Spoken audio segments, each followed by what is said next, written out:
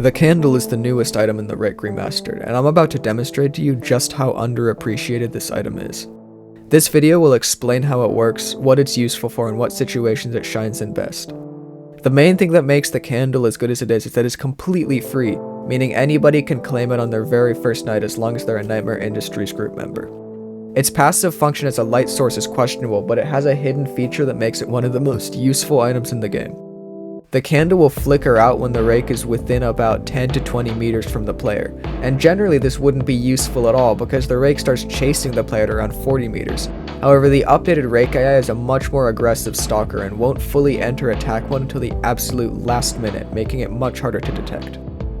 There it is. Alright, I'm looking away from him. Oh, it just went out. Oh wait, it works! Wait! Okay, that actually makes the candle so useful. The tracker is generally the best way to track the rake, marking his position within its 100 meters proximity.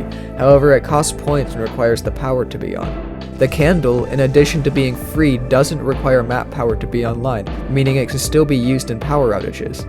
It does go out in Blood Hour and during the day, but it would have no use in either situation, seeing as the rake is completely outrunnable in Blood Hour, so if he got within candle proximity, there'd be no way for you to save yourself anyway. During the day, he isn't out at all, and there's more than enough ambient light to see.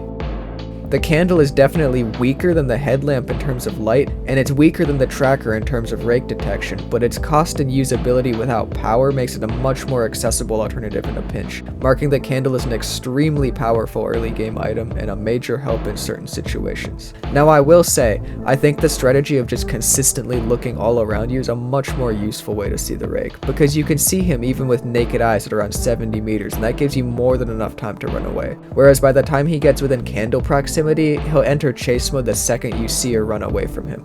As a side note, the candle does also flicker out once he starts chasing you, but its light is so negligible it wouldn't really be useful in a chase anyway. But if for whatever reason you aren't able to look around consistently, or you need to be focused on something else, the candle is your very last minute alert that you're about to be backstabbed. Is it overpowered? Not even in the slightest. It's a less good alternative to other existing items in literally every way. But it's still a useful, easy to obtain item, and I don't think people recognize its true potential as a final warning. If you're being stalked by the rake and you aren't aware of it, the candle will most certainly save your life, even if it is at the very last minute.